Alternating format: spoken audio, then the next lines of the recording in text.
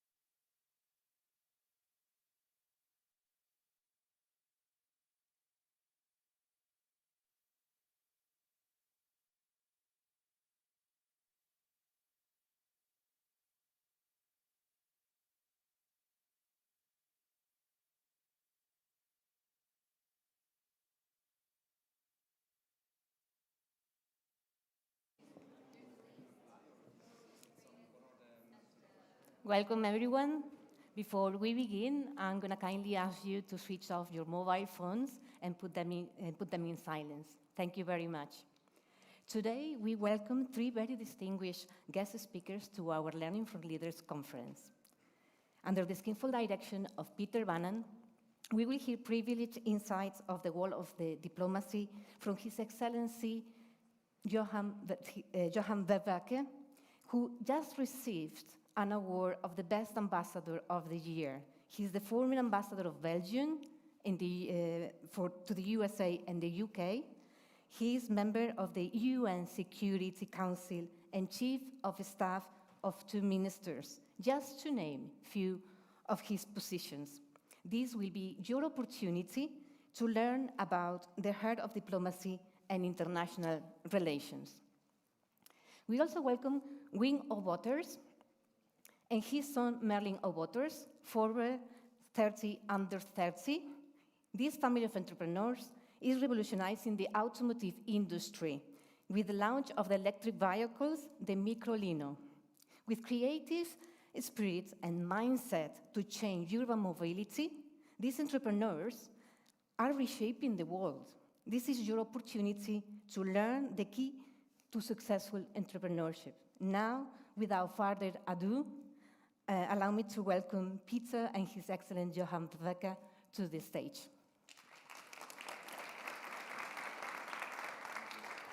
Thank you.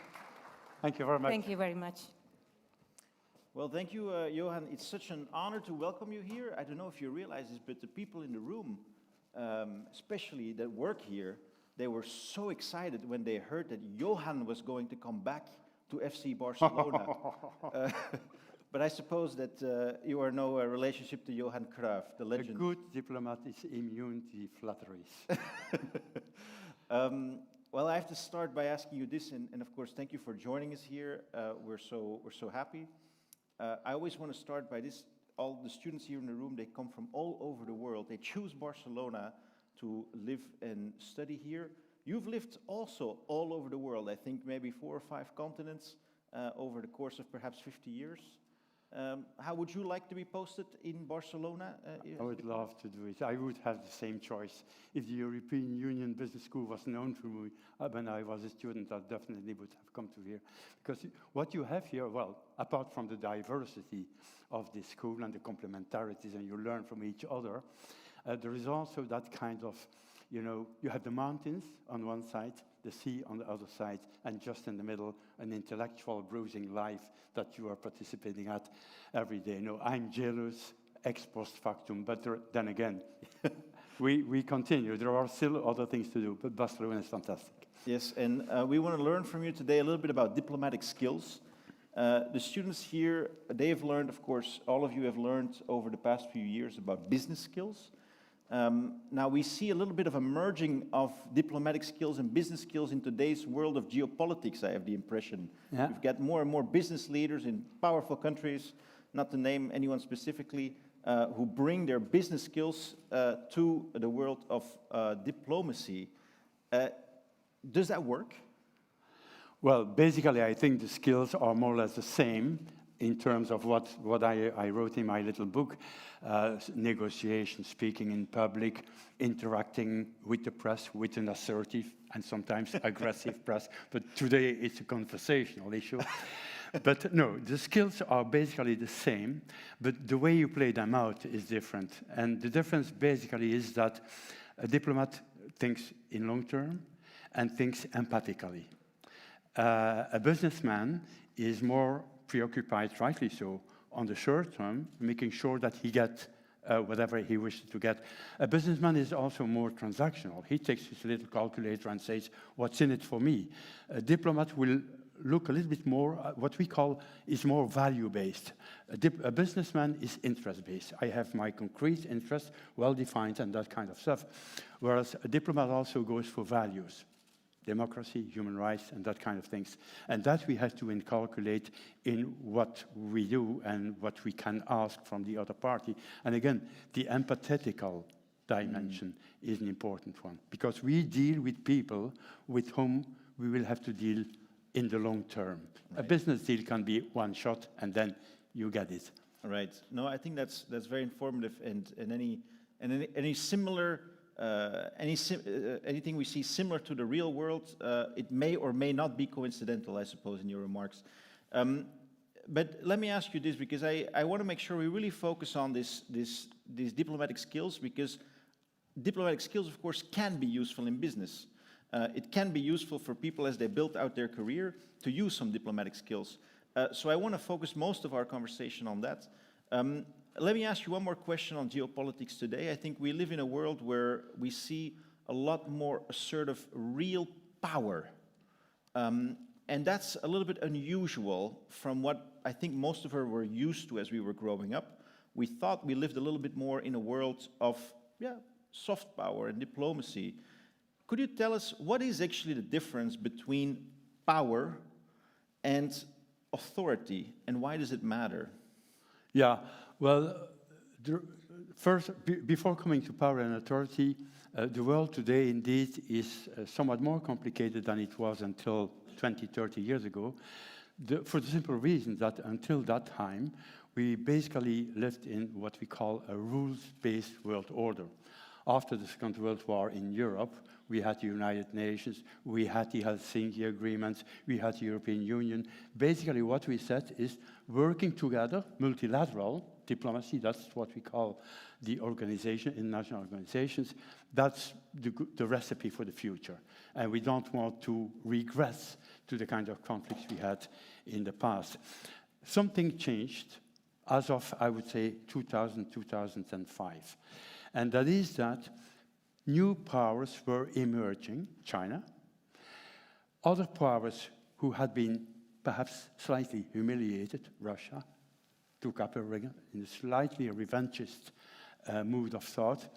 We had you have China, you have Russia, you have the United States, a strong player, and still today, I think, the great power number one, but in relative terms, losing a little bit of that power.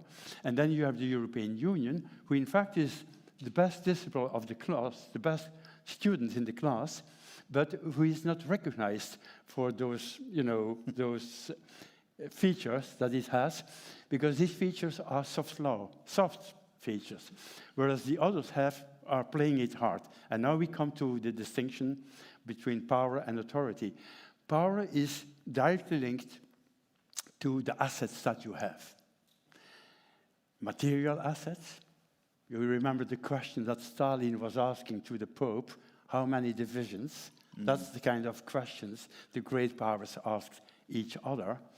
And that's hard power. They play it hard. Power is shifting, power is emerging. One power looks at the other very reluctantly, and there is a game, and this is a core sentence, there is a game of testing and teasing. And look at what happens, for instance, in Russia, in Georgia, testing and teasing and asking the question, how far can I go without going too far? That's basically the game that we watch now. Russia, China, in the Southeast China Sea, with Taiwan, again, pricks, to see just what kind of reaction does that bring to the neighbors in Asia and elsewhere. And that is power politics. Authority, that is something that we, for instance, Europeans, we still have that. But then again, what is authority worth if the others play it hard? And that is why Europe is now rethinking its portfolio, if I may say so, its portfolio of assets, and adding some hard assets to the soft assets for which it has been recognized anyway. And you see that, for instance, as far as the defense is concerned, and recreating a defense industry, that a lot of efforts are currently made in order for us also to have that hard dimension, so that we can become, from a global player, which we definitely are, we can become a great power. That's the distinction, I think between global player and great power. If I can ask you a follow-up question to that, when I hear that, I find it extremely fascinating, and I wonder, do all diplomats think in these terms? If we see geopolitical events today or at any time in history, would you say that by and large, that is, they are done with the understanding that they are part of a power game, that they are testing, that is something that they do consciously, or is it impulsive sometimes? No, well, that's a very good question, and I think we must dare say, and it's not a pleasant thought that I'm going to share with you, but we must dare say that at the end of the day, ultimately, it's power that counts. I would go one step further. Today, we are even witnessing brute power playing its role. And that is something that we in Europe have underestimated, the place of power in international politics. And particularly now that it is a game of brute power, we got a wake-up call. A little too late, if you ask me, because in the meantime, the other powers are still going on and increasing their power base, if I may say so. But I hope that we will find an equilibrium, because at the end of the day, international politics is a question of balance. We must find a new balance. You have a lot of people, and I stop there, who say we live in a multipolar world. I don't agree. We live in a world that is in search of a new balance, a new equilibrium that most probably will be multipolar. But right now, the very question, the million-dollar question is, will it be China or the US? That is the question which is right out. And I think artificial intelligence is going to be a very critical point in that search for who will be the predominant power in the world. Yeah, and that brings us already a little bit closer again to the reality of most of us today. We are looking also, as this great power game, go ahead please, as this great power game is happening, with very often real and very painful consequences for regular people, we as individuals are also looking for our way in life. People have come to study here. They've chosen Barcelona, I hope because of the excellent education they get here, also because they think it's a nice place to be.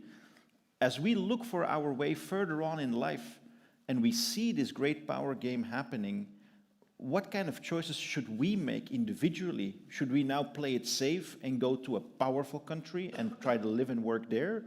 Or should we try to go about our life in the way that we see best fit? What is the consequence for us today? Well, if I were you, I think I would make more or less the following calculation. That is that I definitely wouldn't go for a power country just for the sake of power. That would be, I think, a short kind of, too short a calculation or judgment.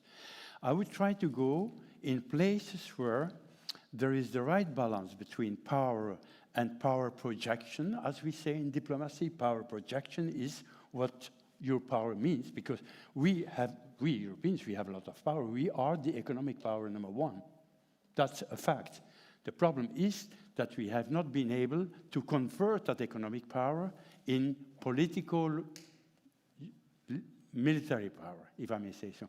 I would go for countries that have the right mix, that while having a good dose of power, still, and now comes the point, still continue to believe in fundamental values in the first place.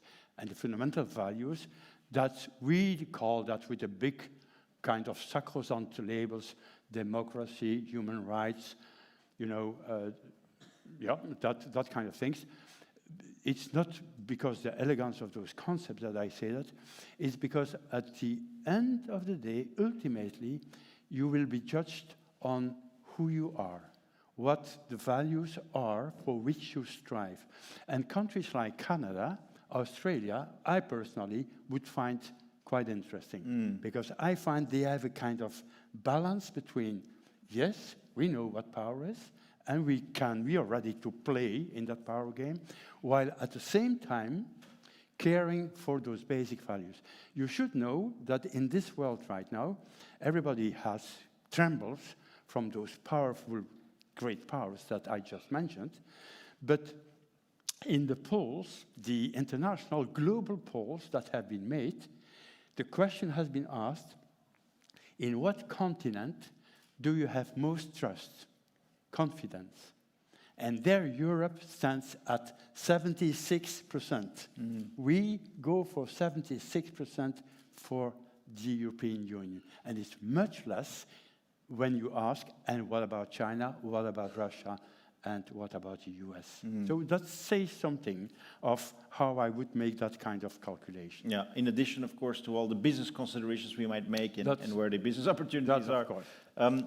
Let me ask you about some specific diplomatic skills that you've gained in your career, because you really have lived the world over. You've been in Central Africa, you've been in Lebanon when there was a war there. You've been really in Chile when there was the authoritarian regime of Pinochet.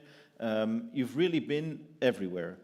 And in very difficult situations both personally, right, because it's dangerous, and difficult, I suppose, also in terms of what role can you play there while staying true to your values. So tell us a little bit about what you've learned from those experiences. How can you be useful in a dangerous situation, dangerous both to yourself and to your values? Well, let me start out with a basic premise in diplomacy. That is that the more serious the problem out there is, the more you enjoy being a diplomat.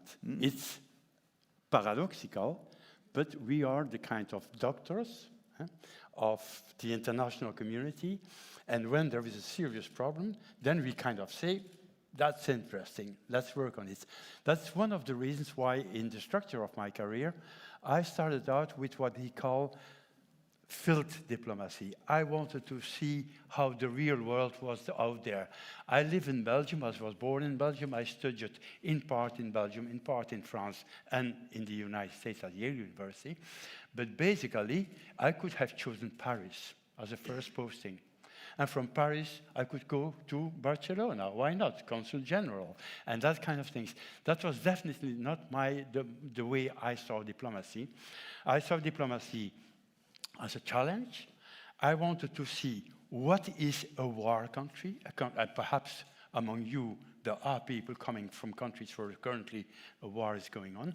I lived in Lebanon in the early 80s. Perhaps some people from the Middle East are here. Early 80s, in the middle of the Civil War. And there were bombardments all day. I was there with wife and 2 children. My wife was incidental, she was even pregnant at the time. But we lived through that, and we never complained. We just say, at least we try to understand the mind of a people living in conflict. And what function can we do there? Well, we can indeed as an intermediary, because basically diplomacy is always about talking, breaking it down, speaking with people, speaking with the opposing pub, and being a middleman. That is what we call mediation, remediating conflicts, that you can, in such countries, do something which is really tangible and useful in diplomatic terms, and bringing those communities back again to work. And the same was true, well, in Burundi, in the center of Africa, the issues were different. The issue there was that it was a very authoritarian regime, while the population was poor. In addition to that, even their basic human rights were not properly addressed. So again, you try to work as good as you can to give those people hope and confidence in the future. And is it possible for you not to get tainted? Specifically when you work under an authoritarian regime. This is a challenge that we've seen in business. You know, we've had global business guests here, for example, the chairman of Nestlé, having to make decisions about, do we stay in a country at war? Do we stay in an aggressor country? Do we stay in a country where it's dangerous? For you as a diplomat, how do you avoid getting tainted from interacting with regimes that may be seen as evil regimes, as bad regimes? Well, for us, of course, as diplomats, the perspective is slightly different. As I said, in a certain sense, the more problematic the country is, riskier in business terms, the more they need us.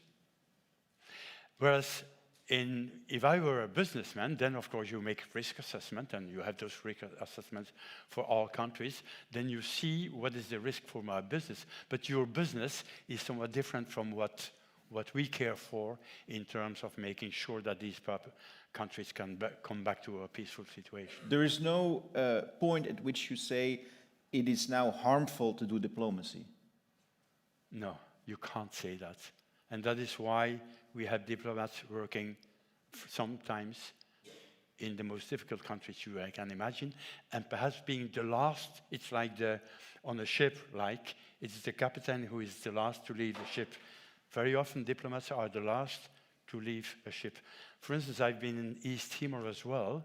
There was a small UN community there working for the people.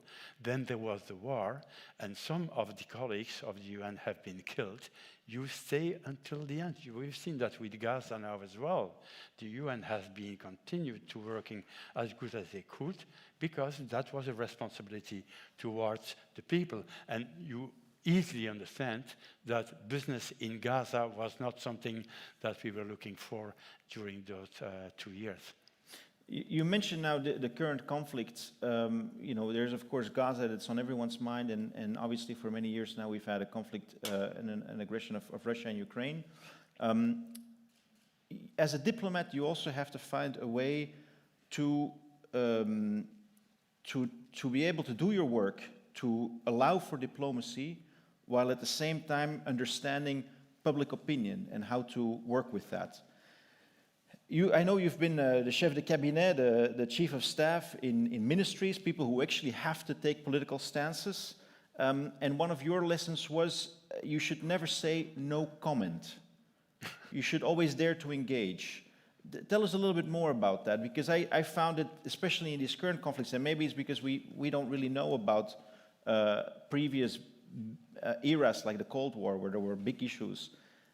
I find it personally very difficult to be able to say, I would not be able to say no comment, and I could not say something and not upset anyone involved. Why do you then stick with this idea? No. Well, the no comment, and again, I worry that out in the booklet, and I'm quite severe on that point. I tell a little story. I was a spokesperson of the Ministry of Foreign Affairs for a couple of years. And then what you have your weekly press conference for the international press. And in Brussels, as you know, there is a lot of international press because we have NATO, European Union, and that kind of stuff. And then again, we had the Belgian press, of course. And then that was on Wednesday morning. On Tuesday afternoon, I toured around the ministry, all tricky questions, again, very often Middle East, East European, and so on. I went to one director to another. There was a standing rule. The spokesperson can come in the office and you stop everything and you just address this question. Because I didn't have much time to prepare. So I did my tour, and then I ended up with the chef de cabinet of the minister to just check the answers I was going to answer to potential questions. You prepare the questions that you probably will get.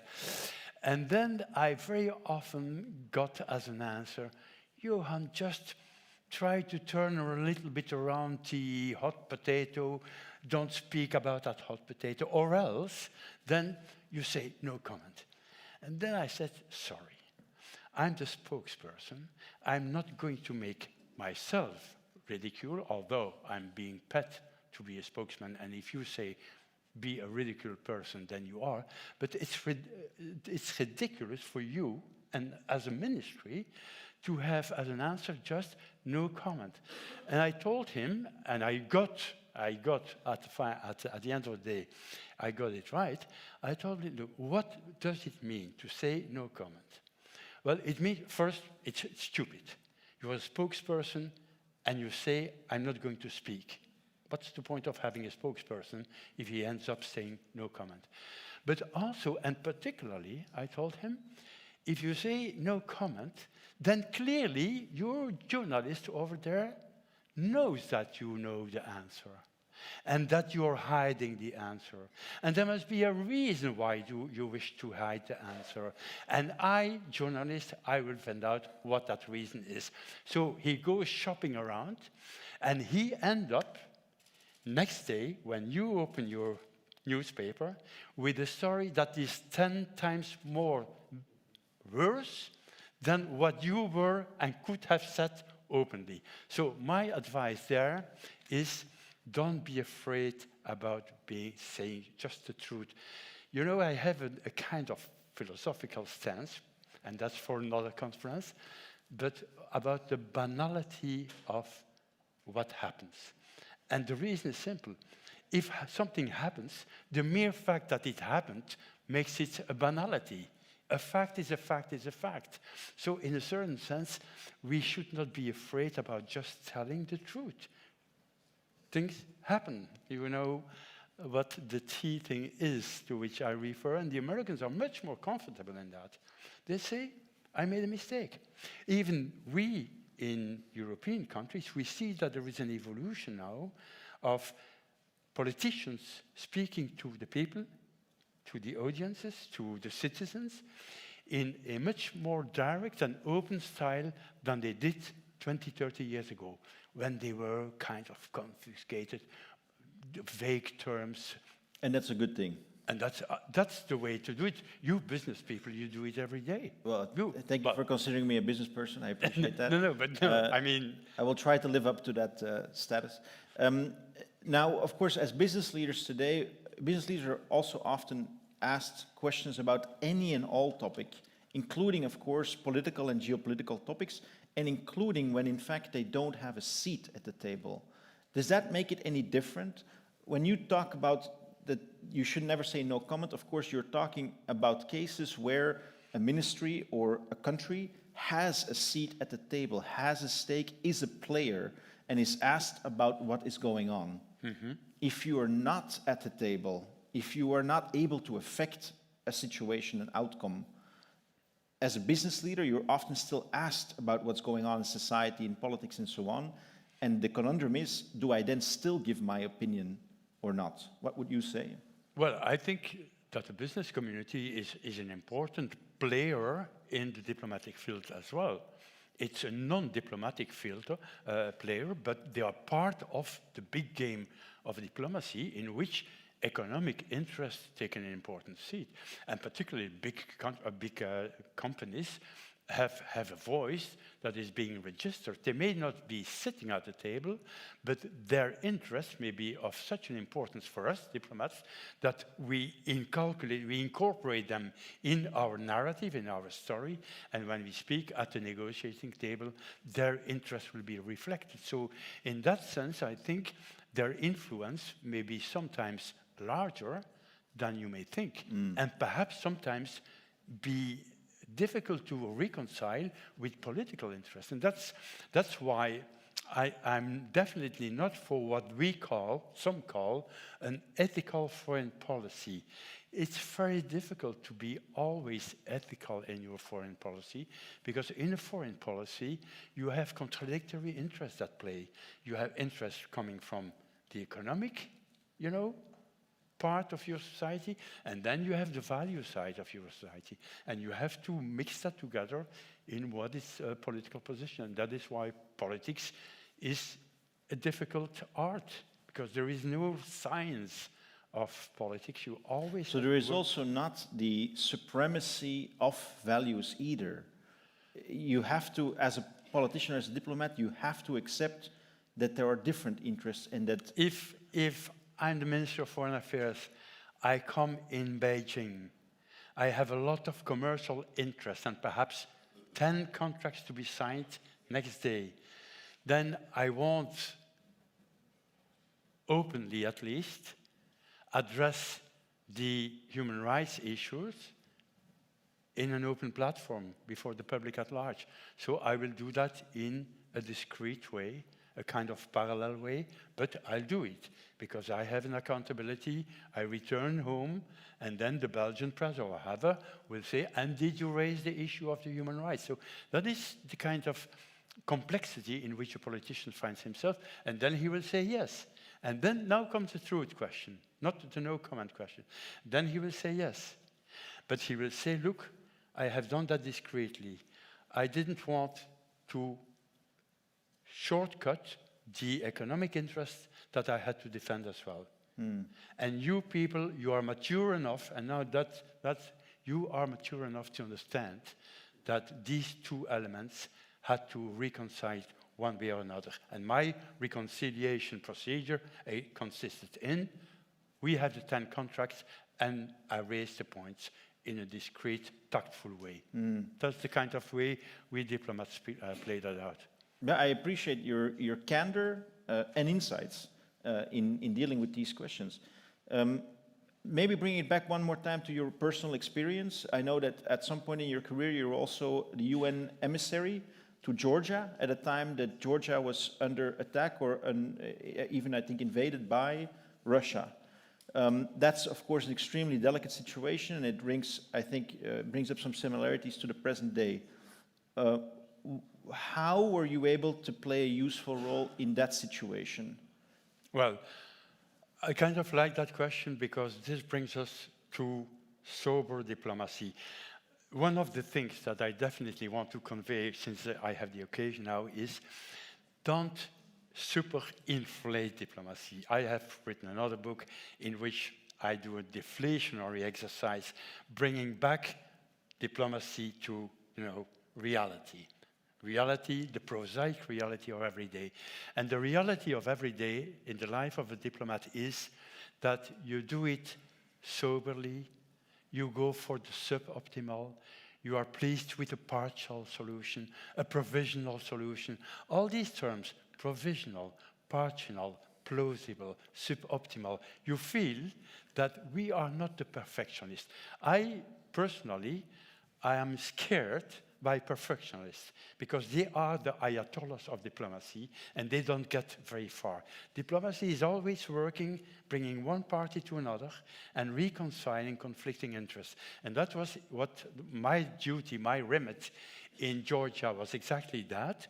You remember the little war, 2008, the Russians invaded Georgia, kept stand 15 kilometers from the capital, Tbilisi, which they could have taken within 24 hours, without any problem, but the signal was there, keep calm, shut down, and so on.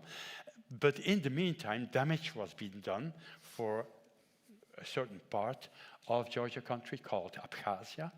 And then I had to make sure that the people over there, in which Georgian ethnic people lived, could still have a normal life. And I tell you, the little things I could negotiate there with one of the vice ministers of the minister of Lavrov, Gregory Garasin was his name. We negotiated, he and I, we negotiated small things, but very important for the people. For instance, just an example, the Georgians living in Abkhazia, Abkhazia is a totally different language and so on, had always worked and studied in Georgian language, but now there was a line of control which they could not transgress. We managed to make sure that every day there would be a couple of buses doing touring Abkhazia, taking up the children, bringing them to schools in the Georgian side. And the same for instance, medical urgent things. There was no medical facilities in Abkhazia of quality. They could come to the hospital. And that is peace building, step by step. And then we went up the ladder and we could come to more substantive political agreements between the Georgian side and the Abkhaz side, the rebel side, so-called. Now, I want to make sure that we get some chance to hear from the students that they can ask your questions. And I want to maybe just ask you one final question, which is, you know, we've talked about geopolitics and we've talked about diplomacy. We talked about the skills that you bring and that can be useful for us as we build our careers. And you've talked about sort of the big geopolitical considerations. Of course, some of us are also affected by these big events in a very personal way and often a very painful way. What would be your message to people who are affected by what's happening in the world right now? How do you deal with that? How do you move on with your life while terrible things are happening that also affect you? Well, first of all, I would say, again, have a sober judgment on what's happening. And when I say that, that is because there is so much dramatization, proliferation, radicalization going on around us. And that is something that you have to phase away out of your mind and bring back everything to its essence, to what is it really.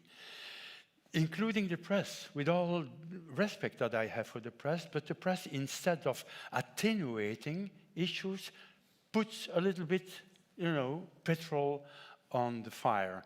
And I think a diplomat and a responsible citizen, and particularly somebody, and people like you, who in the future would like to work for a better and also more prosperous world, I think you have to make a judgment, a sober judgment about what is this really about and how can I contribute that, including through business? How can I contribute to that kind of less radicalized, less proliferated way that we now so much... there is radicalization around everywhere. I want to open it up now to questions from the students, and I just want to make a reminder. So Ambassador Verbeke is an expert on diplomatic skills, or at least has been recognized as such and has written books about that, and that's really something that we want to learn from. We want to learn from what can we take away in our own life, whether in business or in personal life, from certain diplomatic skills or from diplomacy. So I welcome any questions about that, and recognize, of course, that while you will never say no comment, that there are also things that you cannot solve for us today. Yeah, and so sure. we want to be mindful of that as well. So let's have a look. Are there some questions in the room? I see one there, and then we'll take them by two and we'll go to the next round. So can we have a microphone? Yeah, there was a gentleman over here and a gentleman over there. So you might want to just introduce yourself, what you're studying, where you're from perhaps, and then ask your question. Hello, thank you for being here. We really had some insightful information. My name is Firas, I'm from Libya. I'm studying international relations. I wanted to ask about your United Nations career. What got you into it? What got you from, working for your country to the United Nations? And how influential do you think your job has been? And what gave you that power of being influential? All right. Well, thank you for the question. UN, I had part of my life in the UN, as a matter of fact, for 6 years. But then with two different hats. One was as a Belgian diplomat in the UN. We call that permanent representative. And I had the privilege of sitting in the Security Council. The Security Council as a non-permanent member, of course. Belgium is not a permanent member. You know the five. I don't have to tell you who they are. We already mentioned them in the very beginning of our conversation. Right. All right. I guess we didn't mention the UK. I guess we didn't mention the UK. We did, and France. And France. UK and France, but the three others we mentioned. Right. So you have the permanent and non-permanent, and now I was the non-permanent member for Belgium, And now the interesting thing, and I go back to the distinction I made of power and authority. When you are in the Security Council, what counts is the soundness of your argument and not the largeness of your mouth, if I may say so. With that I mean the kind of hard power. You may have 20 divisions, the other one, and you only 2. Well, that doesn't really count in a negotiation setting, which is the Security Council. And that is why we had a very smooth interaction between non-permanent members and permanent members. I, for one, for instance, I had a fantastic working relationship with the Russian ambassador, because he just was a productive guy, although we had very different views on certain conflicts, including the Georgia conflict that I just mentioned. So that was top. If you ever can sit in the Security Council, take it. But then the second hat I had was, after I finished that job as a permanent representative of Belgium to the United Nations, then Ban Ki-moon at the time was the Secretary General, Consul General I was going to say, Secretary General, and he asked whether I could go to Lebanon first, because that was a little bit earlier than the war, which I did. And there I had to deal basically from Lebanon, from Beirut. We were covering both Syria and Israel as far as politics is concerned. And those, there must be Lebanese people around here in the room, they know very well that one way or another, their life has always been predicated on what happened in Syria. For a long time, basically politics in Beirut was dictated out of Damascus, and then of course also in Israel. But then I came to Gaza, to Georgia, and that I just explained what I did there. So there were the kind of complementarity jobs, permanent representative, and then what we call special representative of the Secretary General. And I'm going to safely assume that, of course, because you played a very productive role in the UN as an ambassador from Belgium, that of course, helped you get into the UN system as a special... One thing brings the other, because the focus, when you are a member of the Security Council, you are really, the lights are on you, and it's not just the Secretary General who watches you. There are a lot of other people over there in New York, and somehow that helps you. I mean, I think it's a lesson for all of us, isn't it? That when you don't always choose whether you get a seat at the table, but when you get a seat at the table, you can define whether you put it to good use or not, and that can lead to good things both for your country or your interest and for yourself personally in terms of your career. I think that's a valuable lesson in its own right. I suppose the follow-up question, at least that I had about this UN topic is, of course, we are now living in a situation where the UN is clearly declining in influence and even declining in its resources. We're seeing huge savings, huge layoffs across the UN system. To what extent is there still a future for this type of organization in the world that we are going into today? Well, the UN right now is in a bad position for the budgetary reasons that you mentioned, but particularly for the kind of geopolitical reason and a problem that we already discussed. That is that when you have rivalries between the permanent members of the Security Council, that is China, US, and Russia, because the French and the UK don't deserve their place anymore, if I may say that very prudently. If you look at the world at large, they should be replaced by others. But okay, there they are, and we never will change that. Those who sit there will continue to sit there. But no, there is a rivalry between those big ones, and they don't agree on anything, particularly not on anything that has to see with their power stretch, which basically means that the big things are not being resolved in the Security Council. The big things, therefore, as far as the UN is concerned, are not being resolved as such.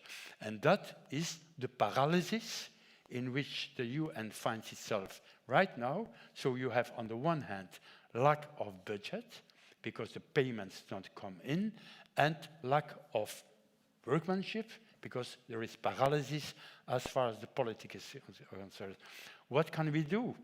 just wait and see and hope that among those great powers, there will be a kind of, as I said, balanced formula, equilibrium that they will find, and then they can again sit in the Security Council and work together, and the UN can again take up its job. Yeah, that's an interesting perspective. The wait and see. Sometimes it is actually worthwhile to wait and see. In business, we don't like wait and see. We Strategic patience. We like to take strategic patience. We had another question over there as well, and then I'll get to a few more questions in the next round. I think it was right over here. If we can. Hello, good morning. I'm Stefano, and I'm from El Salvador, and I'm also studying international relations. My question is, how do you believe that the rise of authoritarianism via misinformation or rhetoric or demagoguery has affected European diplomatic actions in the West or in the East? Rise of authoritarianism in the world affected Europe. Yes. Yeah? All right.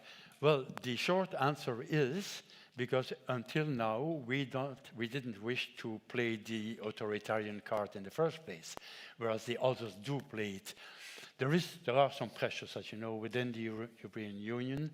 There are some countries which have, to some extent, an authoritarian reflex. We think, for instance, about what's happening with Orban in Hungary, but some other countries as well, Slovakia and others, may be tempted to go the authoritarian formula. I don't think Europe will easily become as such an authoritarian for the simple reason that, and we have to live with that, Europe, although we so often speak about Europe as if it is an established entity, it is not. And again, that's a lesson in diplomacy. You have to accept that there are suboptimal formulas. The European Union is a fantastic thing. But given the fact that it is still a union of member states, you have to accept that that hybrid character of what the European Union is has its strengths, the union side, but its weaknesses, it's a union of separate, sovereign and independent countries. And that equilibrium again plays out and is one of the reasons why we should not too much expect from Europe. Our level of expectation very often has been too high in terms of the capacity for delivery by the European Union. We should take Europe for what it is. It is, I like to say, it is a unique historical, political experiment in working together. And we've done a lot in terms of progress working together. There is no other place in this globe, on this planet, where the same formula has been tried. And I think we did well. The advantage of my formula, that you look at the European Union as an experiment, experiments can succeed and can fail. And there are good days and there are bad days. And if you look at it in that way, then you don't have that kind of expectation gap that we often have now. Then you say, well, not bad where we stand. If you look where I started with a kind of just common market of potatoes, and then, you know, the coal and steel community, all this was very down to earth. And then we had the single market, not the common market, the single market. And from the single market, we had the European Union with a CFSP, a common foreign and security policy, and so on. So we are making progress, but we still are not the equivalent of a state, a sovereign state, and that is then finally the answer to your question, why are we not authoritarian? But basically, because we are not a state as such. But I suppose another question related to this one is, you know, if we are headed to a world of raw power and authoritarianism in the great powers, how can we even safeguard what we have in Europe, being as it is that we don't have hard power and that we don't have a strong government? Yeah, but the answer there is that we are working on the hard power. As you see, the defense budgets at this time are rising indeed up to 5%. And you do consider that to be an inevitability in in the world that we're headed in? I think we have to, no, we have to acquire a good doses of hard power, not because we want to fight the other, but because we want to be an equal partner in that kind of quadrilateral conversation. That is what we aim at as Europeans. We aim at a quadrilateral conversation where we are an equal partner with the US, with China, and with Russia. And that we can only do not by increasing further the soft power that we have the most soft power of all of those, but by having the equivalent hard power raised up. Yeah, okay, that's a clear answer. I guess we're going to have a few more questions. Over here, over there, I think there's somebody there. Yep, and then a final one over there. And I think that's going to be all we have time for. So we'll get the questions first, Ambassador Verbeke. Yeah. The 3 questions, so one here, one there, and then over there as well. And perhaps you can stay on afterwards, because I see now more and more questions are arising. So we'll get the questions first and then the answers. Okay, thank you for this opportunity to ask a question. I'm from Ukraine, having a degree. You're from what country? Ukraine. Yeah, I received a degree in politics and economics in Prague, and I have a question about diplomacy and UN in particular. So currently you mentioned the shift which is happening from the rule-based world order to power-based, let's say. And how do you use the role of the UN in this changing world? Because currently many would argue that it is losing its relevance and its position is changing. So how do you use future? Well, thank you so much. Do you want to get the other questions still, or do you want to? But I can quickly answer. Yep. No, the UN has no significant role to play. Let's fair it. I don't want to embellish something which is not there in the first place.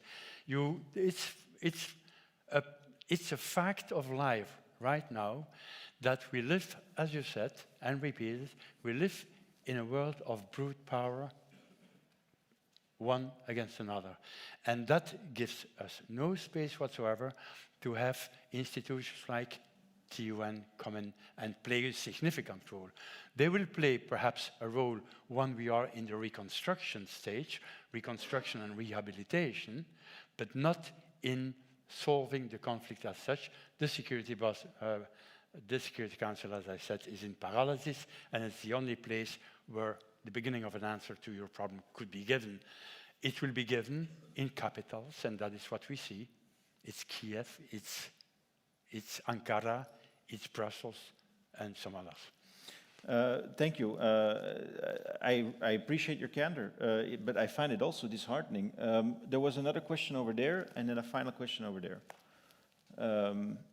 Because I'll be honest with you, if it was my country, I would be depressed by that answer, even if it is true.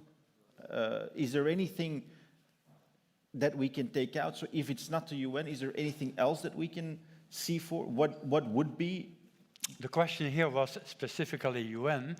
If the question would have been European Union, then the answer would be different. As you very well know, we have now linked our fate to that of Ukraine. That's the whole point. If I may just make one footnote with that remark, that is the fate of Europe being linked to Ukraine, that is clearly that link has been made by Europe, not just for the sake of Ukraine, with all due respect, again, but because the Ukrainian problem is a problem of European security. And the real two parties which face each other eye to eye is Russia and Europe. Europe, including Ukraine. That's the mentally way of looking at it. It's Russia and Europe that are in conflict right now. Yeah. Thank you. I find that very helpful.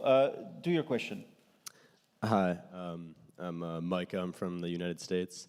Earlier you mentioned, I guess a situation where a diplomat had to go to Beijing with 10 contracts that needed to be signed, and obviously to try to influence the human rights situation at hand. I guess my question, and more of just hoping you can elaborate, is like, in that situation, I guess, there's a moral gray area of what's more important, getting those 10 contracts signed or influencing the human rights situation at hand. And I guess I'm wondering how each of those play into each other, and obviously in some cases maybe getting those 10 contracts signed will lead to improving the human rights situation. So I guess my question is, what's more important, and in what order do you want to handle both those issues, and how, do they play together to find success? Well, Excellent, thank you.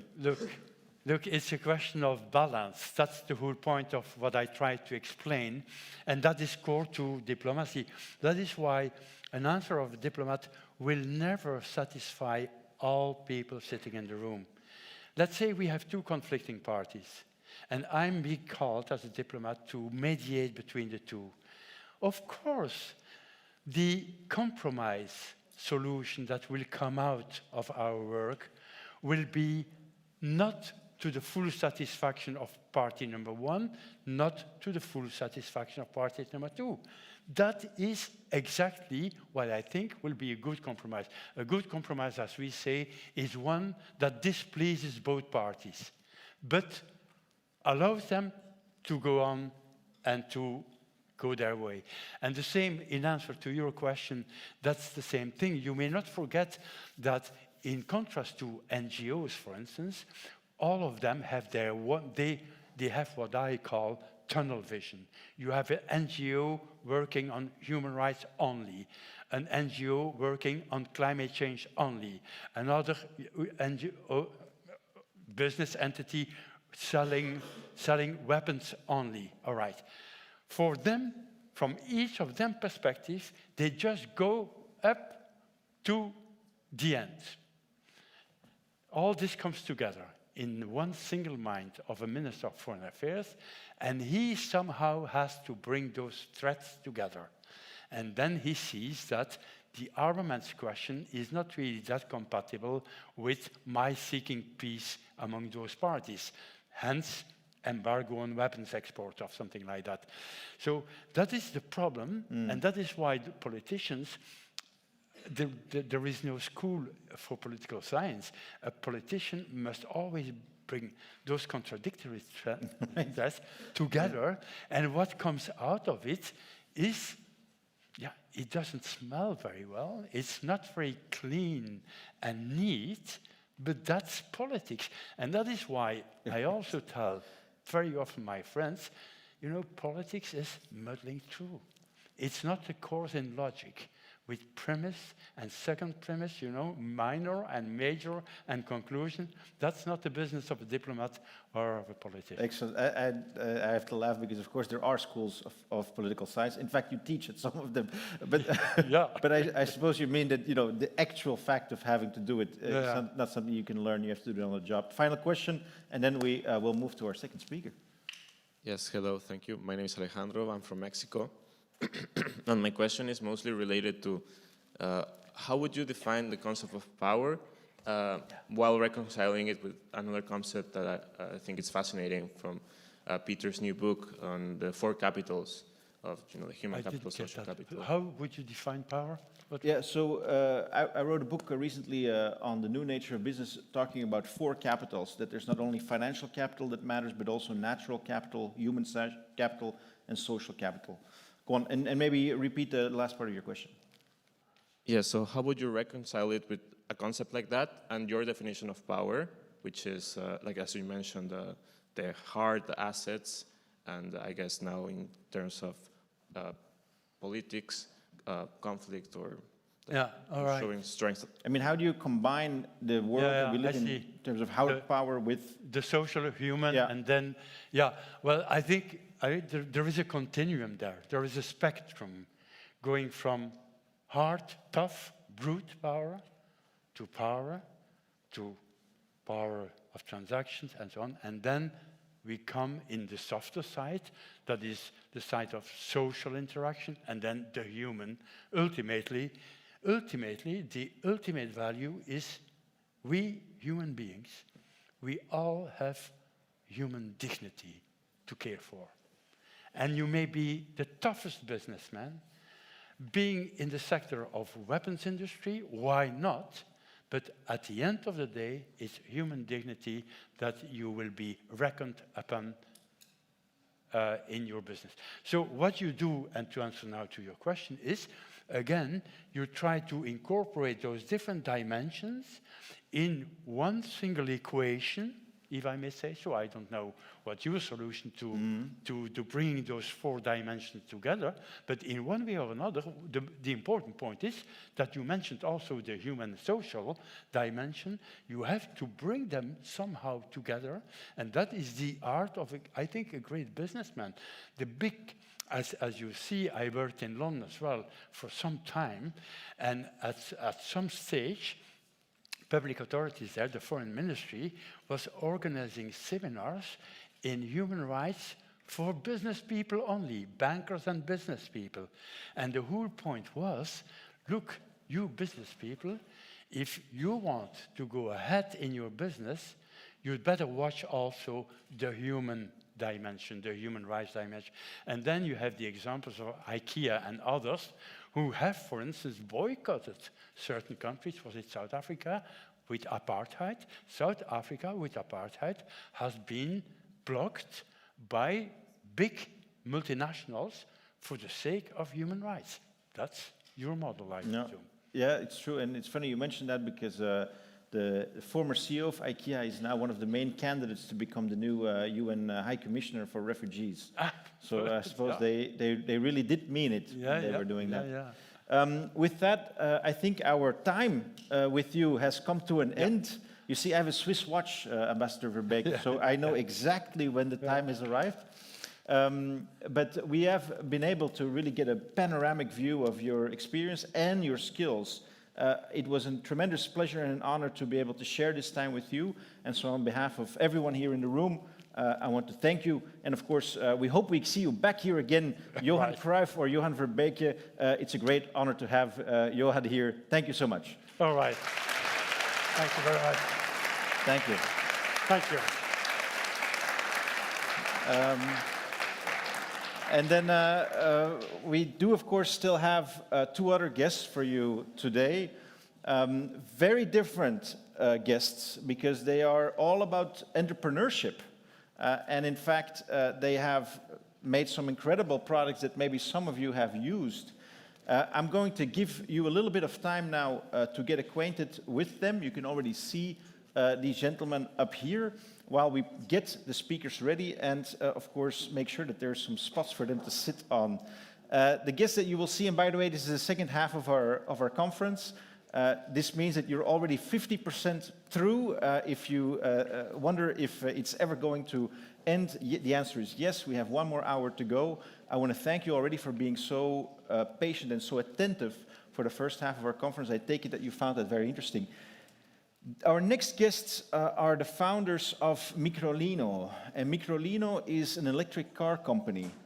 They actually make very nice, small electric cars that you can actually see here in the streets of Barcelona and other European cities. They've also made the micro trottinette, the little step, the 2-wheeled or 3-wheeled step. And some of you may have used that when you were a child, or maybe even today. Has anyone used that step? Do you know it? The micro? It sells 3 million units. Oh, there we go. You have one. You still have it, or you used to have it? Used to, because it's very popular with kids the world over. They sell about 2 to 3 million units per year. So I think we're almost ready. I want to ask everybody now to please take again your seats, because we are ready to welcome our next guests, Wim and Merlin Ouboter.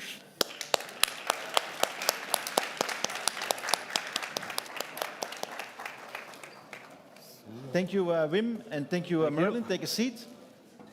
I see everybody is also taking their seats again. It's hard, you know, if you're a student, to pay attention for 2 hours straight. I'm not even sure I could do it. Can you still do that, Wim? No, probably I could not do it anymore because I'm not used to go to school or listen for longer than, let's say, 10 minutes to somebody talking to me. So I fully understand, but I promise you we'll give you some good inputs for your future business. Excellent. Okay. Well, I just want to ask everybody to, of course, respect now that we are in the conference. So I know it's hard. I really know it's hard, and I thank you all for for paying attention. Okay, Wim and Merlin, you are the founders of Microlino. You're, I think, also related to each other, aren't you? Merlin, who is Wim to you? It's my dad. That's My amazing. dad and my boss in some ways, but I think, yeah, we are a special family when it comes to that because work and life is very much intertwined. But yeah, I have the pleasure to work with my father since a couple of years now, and it has been a great. Do you recommend it? Sorry? Do you recommend it? Of course, now you have to say yes. Yes, of course. No, I would recommend it. I mean, he's not the boss that you would get from the playbook, I think he's a great entrepreneur and a good role model. I mean, not only for us, but also for our employees. So Yeah, we're going to be talking about that because I know some people in the room probably also work or will work in their family business. So in that way, But there's also another side of the story because you're actually four. Because he has an older brother, he's also working in the company, and there is a boss. It's not me. It's his mother. It's my wife. And I tell you, it's not easy to have such a family business, but it makes a lot of fun. I want to ask you also, your name sounds familiar to me. I'm from Belgium. It sounds like a Dutch name that you have, but you don't actually live in the Netherlands, and you're not even Dutch, are you? No, I'm Swiss, but the name is Dutch. My grandfather actually immigrated from Holland to Switzerland. So even my father was born in Switzerland, and yeah, and you're only 1/4 Dutch. only the name stayed. The only name stayed. So after having come now to Barcelona, do you think, Merlin, that the next immigration of your family will be to Barcelona to come and work and live here, or you're going to stick in Zurich? Well, I mean, I think it's a wonderful place to study for sure, especially when you're young. So quite jealous of you all spending your youth here. But I have to say, I really love Switzerland. I love Zurich. I think it's a good match and a good mixture of both worlds. So I don't think I would move out of Zurich, to be honest. And if we link it back to our previous conversation about power in the world, of course, Switzerland has remained neutral, but also the benefit of that is a stable environment, I suppose, or it has been over the years. I want to ask you now, Wim, we're going to have a bit of a view into your career and that of your sons.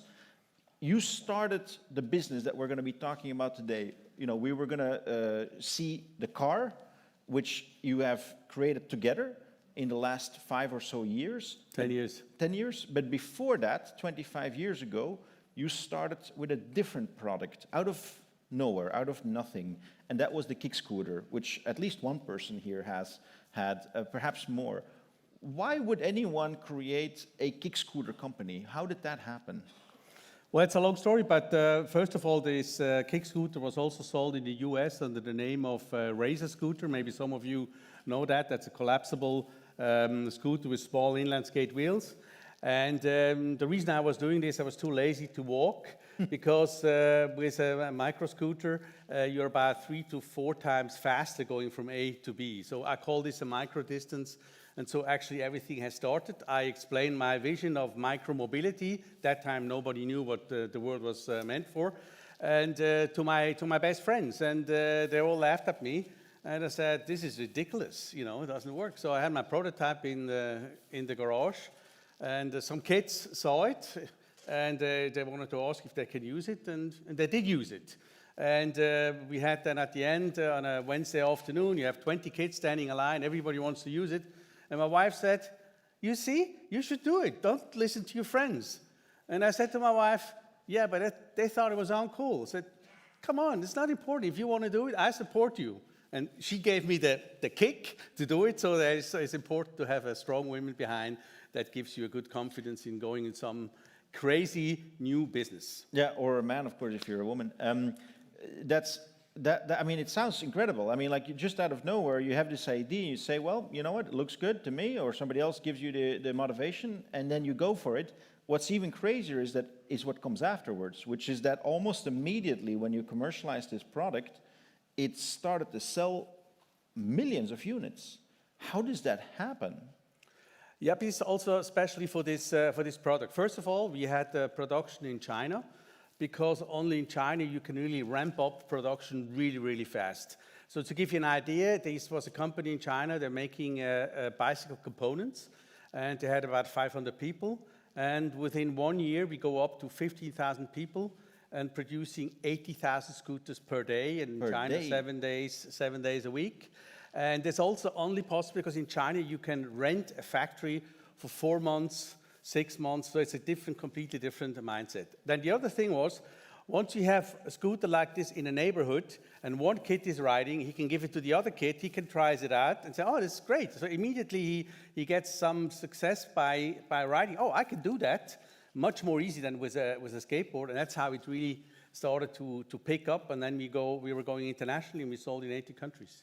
I mean, you make it sound so easy.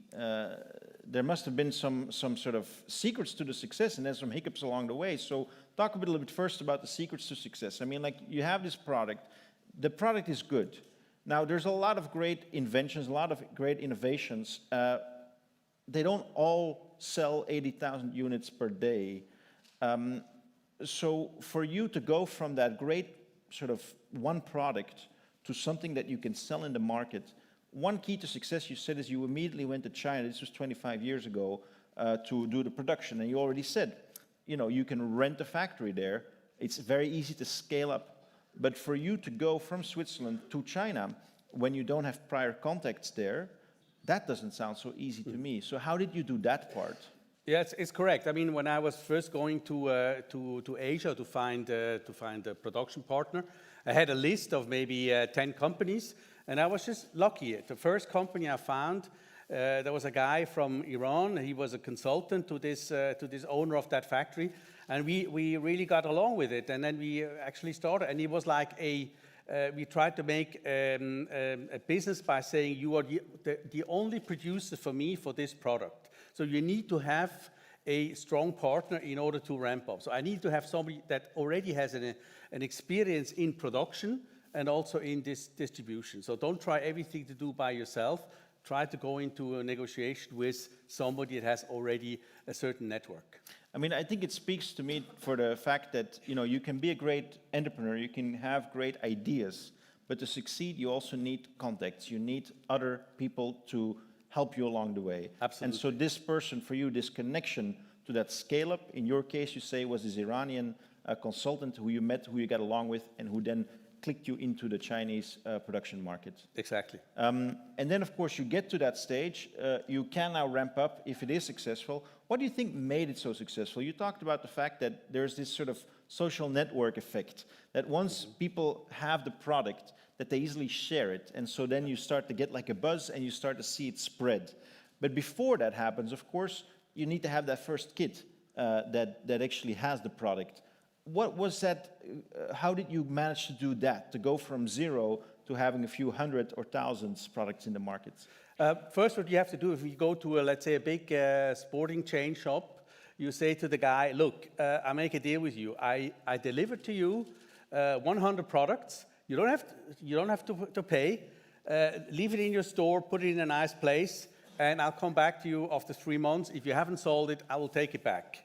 But he called up after one week, and he wanted to have more. Now let's do a normal business. So that's how I have started. People really saw that this is a new business. People really wanted to have this type of product. You have a belief in your product, and to such a degree that you're willing to say to your first big client, you don't have to buy from me. You don't have to take the risk.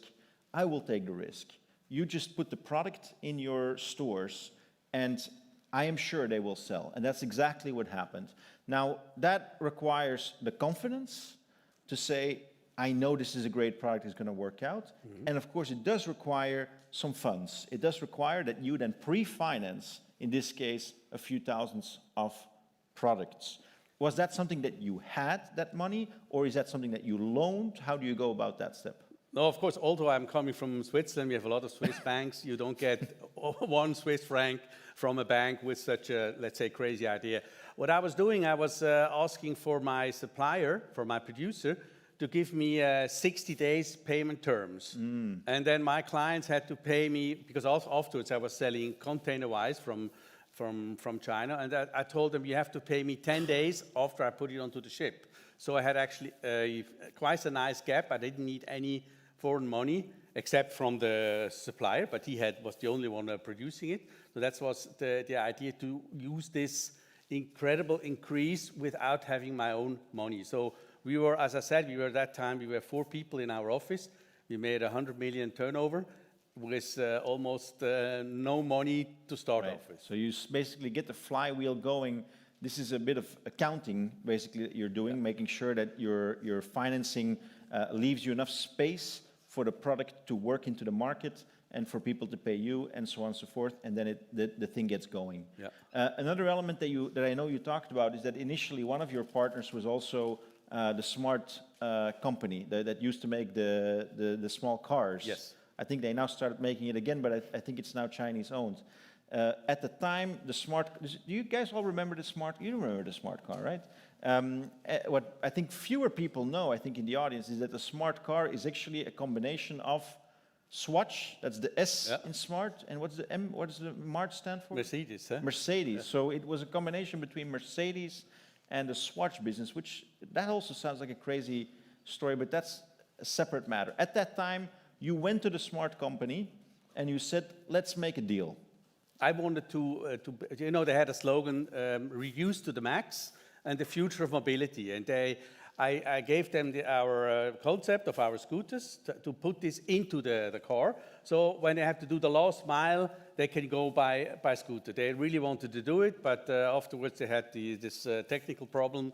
The car was tipping over, people got laid off, and they didn't want to continue. But however, I asked them to have a letter when I went to Taiwan to say, we like that product, we like to put it in every car. And with this letter, showing to this Taiwanese guy, I was somebody. Because before I was we call it Mr. Nobody. But now I had this recommendation letter, which actually opened the doors for me. And so that's sort of also how you get something going, is you get a letter of confidence from an established partner that gives you then the credibility that you need to get the venture going. Now, I want to eventually get, of course, to the cars, because that's what we're here to talk about, and I want to get to you, Merlin. But first, tell us a little about, now you talked about successes of the scooter business. Tell us a little bit about the failures and how you got over them. Because after you get this incredible success in the market, 80,000 units per day, very quickly afterwards, actually things go south. What happens after this initial success? Yeah, you have to imagine if you run a factory in China that is working 7 days a week, you have a lot of people that want to know what are they doing, and it's very simple to find out. It means there's some spy is going to work in that company, and he finds out what they are doing, and this is very easily to be done because we were hiring people. On a daily basis. If you go from 500 to 15,000, you can imagine how quickly you have to hire these people. So, long story short, at the end, you had probably about 250, 300 factories making these scooters, and there was no way just to stop them. And at that time, we didn't have a brand, so it was not that easy. So, the market collapsed relatively quickly. And you have no time to sue them or do anything, because by the time you would be winning, the company would not be here anymore. So our strategy was really to invest the money into innovation and to make a lot of other products. And you see this if you go to our internet. We have over more than 50 different types of products, and that's the only thing you can actually survive. Because what happens, of course, and this is a typical story of entrepreneurship, you come up with a great product, you cannot take the IP to it, or the IP doesn't matter, copycats come onto the market, it becomes a game of cost, it becomes a race to the bottom, the market is flooded with product, your margins go south, go to minus, and only the companies that have an idea for how they can survive, they actually survive, which is to say, either you are clearly the cost leader, but that's incredibly hard if you are just one of many that is able to make the product and rent factories in China, or, as you said, you innovate your way out of it. And that's the route that you were able to take. It's definitely innovation, and the other thing would be branding, but branding takes a long time until people recognize what is behind the brand. It's not just the name, it's a history, it's what you're standing for, and this just takes a lot more time. But anyhow, I mean, we sold over 100 million products, And we made some good money. We didn't spend it all, so we invested a lot into innovation. Because to be clear, this is still a privately held business. This is It's an still a family Ouboter business, yes. venture, and I had the pleasure to visit you in your headquarters, or at least one of your head offices. And a funny story there, where you work, your office is your old family apartment from when you were a kid. Yeah, actually, I was produced in that apartment, but we are actually still renting it. So, Yeah. so that's I'm a good tenant. A wonderful story, and that also brings us to the family equation, or the family part of it. Merlin, at this time, of course, you enter the scene, probably still in the smaller version of yourself. And in fact, when it comes to the innovation part, you and your brother actually played a role, didn't you? Tell us more about that. Yeah, I mean, growing up for us, it was heaven, because Wim always brought back all the new and latest prototypes and concepts that they were trying out. So we were always the guinea pigs trying out all these new and cool products. And we had a full garage of maybe 30 products just lying around, and kids coming to try them out as well. And yeah, we were really the first guinea pigs for all the new innovations. And as a kid, you give very honest feedback. You have no filter. And so we were very brutal in our feedback of what we liked and what we didn't like. So. And so one of the things, if I understand this correctly, but correct me if I'm wrong, is that while initially there were these kick scooters that, I guess your first prototype was for yourself, right? Was to go and be able to go for a drink downtown Zurich and not have to drive back by car or not take a taxi. That was the initial prototype, right? Yeah, and I had to make it collapsible, because at that time, going into a bar with as a man with a scooter like this, yeah. Oh well, you're not impressing very much the interesting girl. So right. it had to be collapsible, putting into a bag. So I was like a normal guy. Yeah. So that was the initial part. Then, of course, it got very popular with children, which is something that perhaps you did not intend, but it happened. And then afterwards, as your own children grow up, if you grow up, Oliver and Merlin, I understand that you guys wanted to stay cool, even as you were no longer small children, but were starting to do tricks on the ramp and the skate park, etc. Tell us a little bit more. And then a different product came out of that. Tell us more about that. Yeah, I mean, so as I said, usually the products were just made to ride them and don't do tricks with them. And so they usually would break all the time. And of course, when we were at the age maybe 12, 13, me and my brother, we started from our garage, from our workshop, to modify the scooters and make them much stronger. So blocking the folding mechanism, let's say building a bit wider bars for tricks. And that was really at the early stages of this sport. So there weren't, let's say, specific products that were developed for actually doing this trick. So you would use a normal base and just modify it. And this was actually how we made our first pocket money. So we sold these modified products to the kids in the neighborhood. You were the copycat of your own father's product. Exactly. And the thing was, of course, we got all the materials for free. We would just went to the workshop and we just grabbed whatever we needed. And we had a perfect profit margin, right? Because it was only our work, which at 12 years old was zero, right? Until at one point he came and asked, guys, you need to pay me something for these materials.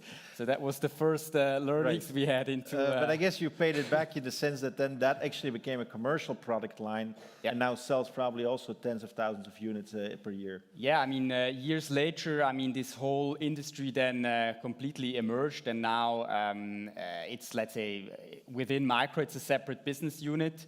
The stunt scooter business, and it is a massive part.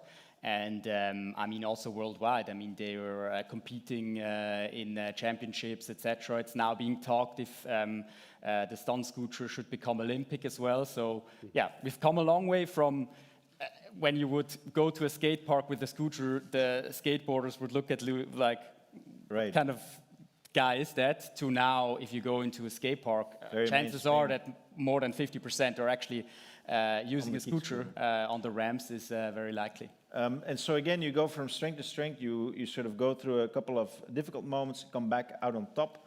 Great business though overall over 15, 20 years. But then it seems like if you're an entrepreneur and if you're an entrepreneurial family, at some point, nevertheless, you're going to look for the next big thing. And tell us how that went, because ultimately, of course, you go from making kick scooters to making an electric car.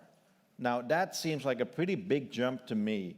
Tell us how that went. How did that idea originate? Okay, first of all, it wasn't really planned to do so, but we wanted to make one prototype at the biggest toy show in Germany to explain to our customers that we are not making toys, we are making vehicles that you go from A to B. And so in our discussion, we said, how can we do this more strongly to explain this? So we looked at the idea if maybe is there a car that looks like a toy but is actually a car. And so we came up with the bubble cars out of the 50s, 1955, BMW, Isetta, Messerschmitt, and so on. And then you actually had the idea, why don't we make a project out of this, and we make let's say, a prototype that we are going to show at our toy show. And then you can explain what happened to you. Yeah, we built 2 prototypes in China because we had good contacts there. So this was let's say, a funny couple of months because obviously they didn't speak a lot of English, so we always had a translator needed to explain how the vehicle should look like.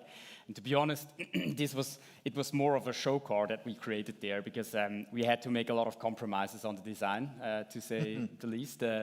But it was sort of an MVP, and this we showed then at the toy show. And then the next show, which was actually more important, was the Geneva Motor Show, the Geneva Car Show. At that time still existed, now it doesn't exist anymore, which was, I would say, in Europe, the most important car show during that time. And we were able to get, let's say, a small booth because the organizer of the show was living in the same area where we had our office. So we were able to sneak in last minute and got like 6 square meters. And so we had the idea to say, okay, we put the car there, we get some PR reactions and some press, of course.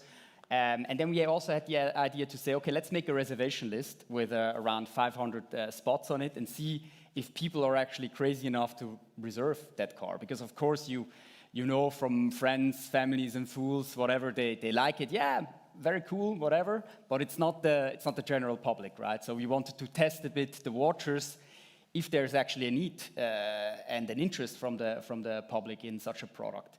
And within just 2 or 3 days at the show, all these 500 spots were reserved. And that was sort of like the point where he said, okay, it was a cool PR gag, but maybe we can go even a step further and produce them and bring them to market. Yeah, and so then you go again from this idea, concept, to then building a business around it. On the one side, that means that you're looking for, a production, you're looking for a market, you're thinking about all these technical elements.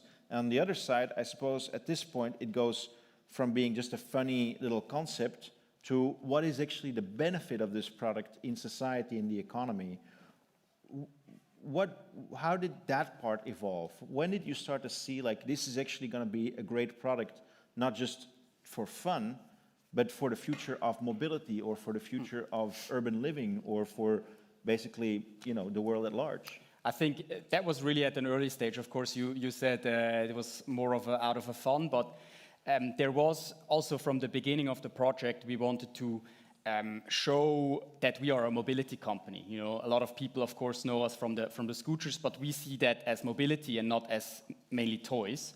And so our idea was, okay, if we would think bigger, what are the mobility challenges that we face? And so we did a lot of research. And the interesting thing is, if you look at mobility, especially if we talk about cars, the statistics haven't changed the last 20 to 30 years, how we move in our daily lives. So on average, the average distance is around 30 to 40 kilometers per day per car, and the average occupancy is at around 1.2 to 1.4 people per it's car. Basically almost always one person, sometimes 2. Exactly. And so that's where we said, okay, if you look at the landscape of cars, also during the history of the cars that existed, there is actually a trend that the cars have just gotten bigger, heavier, more powerful, etc.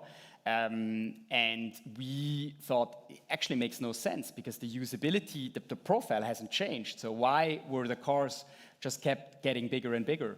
And so we wanted to sort of like create a bit an antidote to say, let's create a car that is maybe not made for 100% of the distances, but is actually perfect for all those day-to-day use cases that you have on a daily basis. And so that was initially the idea of the product. And then, of course, in our research phase, we checked, okay, what has already existed in the market, and that was when we realized basically that those ideas already existed years back with the bubble cars of the 50s. Right. But there, the idea was a bit different. It was straight after the Second World War. People didn't really have enough money to buy a real car, and so these, let's say, small sort of bubble cars emerged. And so as society prospered, got wealthier, people moved up naturally to then what would be a real car, quote unquote. I want to talk a little bit about that, and I want to ask, maybe is it possible that we pull up a photo or something of the Microlino car? Maybe we can ask that. We still have about half an hour to go, so maybe we can technically do that. I think we had the video at the beginning. Yes, we were gonna. Is this maybe a good time? Can we still show the video? Sure. Let's ask. Can we pull that up? There we go. Let's have a look. It looks like we don't have sound, but do you want to comment a little bit about what we see? So now we don't see that much. It's the intro, but yeah, it's the concept is it's a two-seater. And it has a quirky design, of course, and what is really special about the vehicle is that the door opens in the front. And so that's not just sort of a design gimmick, it is really one of the main features, and that is you can basically park perpendicularly, so cross-parking, and like that, in one normal parking spot, you have space for 3 Microlinos next to each other, because you don't need to exit from the side, you exit from the front. You really exit directly on the pavement. And so that's sort of like our unique selling feature. And then, of course, yeah, the design plays a huge role. It's not a complete car, so it's a quadricycle. So it's sort of a mix between a motorbike and a car. We have 2 versions, one driving only 45 kilometers an hour, so that's a version that you can drive without the driver's license, and then one which runs up to 90 kilometers an hour, where you need the standard car driver's license. And so, I mean, it's really cool, right? I mean, like, I see everybody looking, and this is just such a cool product, as well as, next to being cool, it's also something that is great for society. Wim, tell us a little bit about your vision in terms of the great for society part. Yeah, I mean, we had this topic about climate change. Some don't take it really serious, but it is a serious problem we have to approach. And the Microlino is using 65% less CO2 per kilometer than an average electric car. I'm not even talking about a combustion engine. So I think we could have a big impact on our climate situation. And the second thing is, it is really fun driving. I mean, it feels like a go-kart. This should never be self-driven, because I mean, with automatic driving, because it is really like a go-kart. So that's another thing what really makes it cool. I had the good fortune to visit you and to go for a drive with you. And as it happens, when we were about to get ready to go into the car, this giant SUV passes by, you know, and it was almost like it was meant to be, that you sort of saw the huge contrast between this little car, which effectively does the same thing, which is to say you can go to work, you can go and do your groceries, you can basically do 95% of the same things, but it is so much safer, better for the environment, and better for everybody. I mean, like, I am somebody who has 2 little children. I'm very scared when an SUV passes by. Forget about the carbon footprint and all that stuff. I'm very scared, and the children are scared too. Now, I think they should still be scared of the Microlino. You still don't want to be hit by it, but it's definitely a much safer car for the environment, for the people outside of the car too. Absolutely, and there's also another topic, which is micro dust from the tires. And this is even stronger with electric cars because they have a very high momentum. And also on that level, it's really good for better urban quality lifestyle with It smaller takes less cars. space. It is safer for people outside. Micro does. It is more environmentally friendly. Yeah. What's not to like? And I think we've seen it now. Thank you so much. I think we can go back to the holding slide. What's not to like? I mean, now you put this car into the market. The production process, of course, goes with leaps and bounds, as you might expect from putting a car into the market. You have a battery, I suppose, that like any electric car battery nowadays comes from China.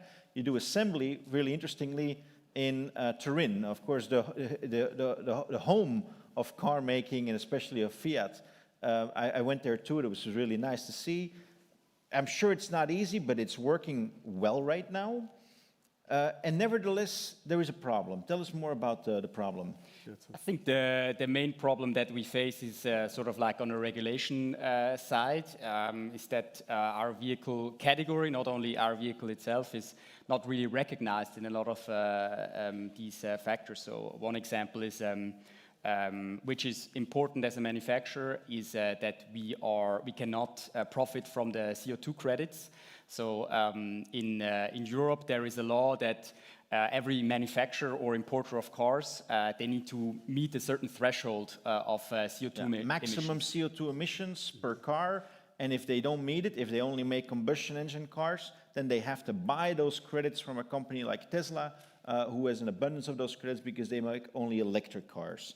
And so theoretically, this could be a great way for your business model. It has been for Tesla, which has made billions just off of the trade of these carbon certificates.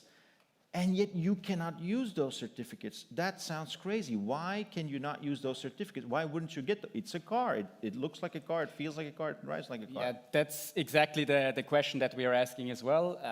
It's, as said, it's not 100% a car. It's not in the same category. So the answer is, yeah, well, you don't belong into the same category. So because your car is too small, yeah, it's too small. you are not recognized as being a car. Mm-hmm. Yeah, and I think at the end of the day, it's maybe also that they made their job a bit easy and said, okay, what are the limits? We just take this, the category M1, which is the standard passenger car, and we just apply it for these cars. And they didn't look at the bigger picture, right? That a Microlino can replace a lot of the distances traveled as a normal car does as well. And so, of course, we're pushing a lot on this, but it's a European topic. And as you know, I mean, as a small company, they're quite difficult to be heard. Right. And of course, you have to use all of your diplomatic skills. We'll come and ask you for some advice. Maybe in the coffee break we'll have a discussion regarding this. How do we square this? And so that's one hurdle that it's almost unfair competition, right? Because other car manufacturers, if they make electric cars, they get subsidies, in fact. They get money for doing that because it's seen as a public good, and you don't get that. That's the first issue. And then I guess the other issue is you're making these cars, you're doing the effort to make them in Europe, at a moment that a lot of car assembly plants are disappearing from Europe. But of course, that also means, I assume, that you're working with a higher cost.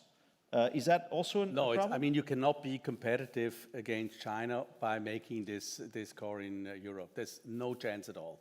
So that's why But you do it today, you assemble the car. Today we make it here, but if we don't get the support or these CO2 credits, we probably have to close our factory or use it for something else.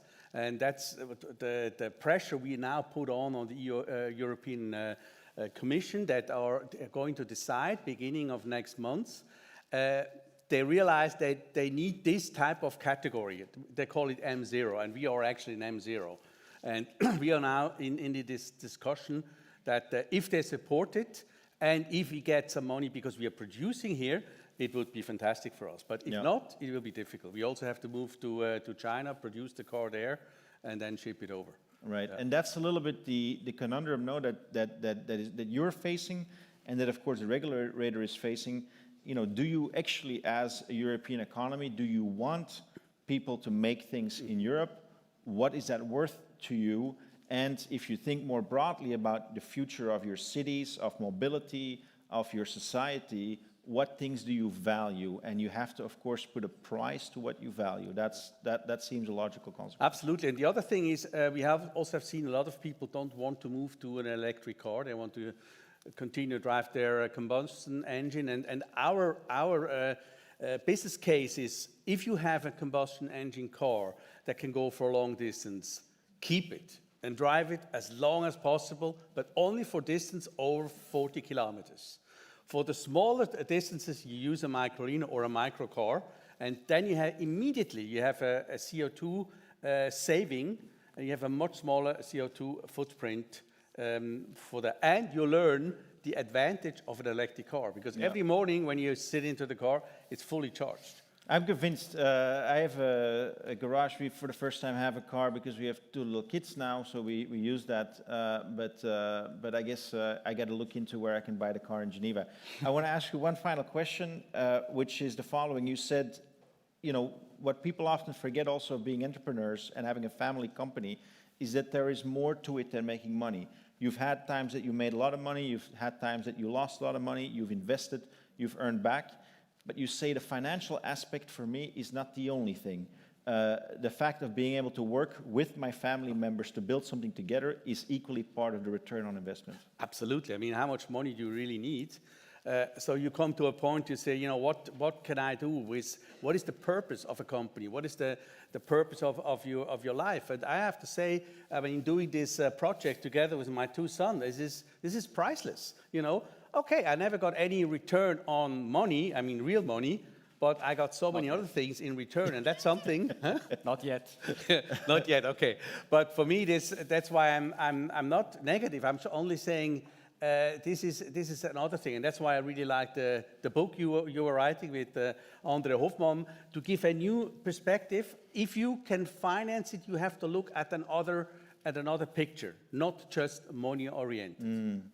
That's wonderful, and thank you for that, and thank you for the shout out. Andre was here, I don't know if you guys remember that, last year on this very podium when we presented the book.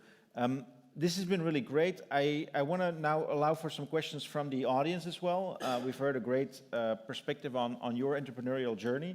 Perhaps, Merlin, before we get to the questions, since you're closer in age, I think, than most of our guests to the age of the students, what is your advice? People that are thinking about, you know, building their own career, building their own venture, what would be your advice? You mean if they want to have a startup or? What would be your recommendation?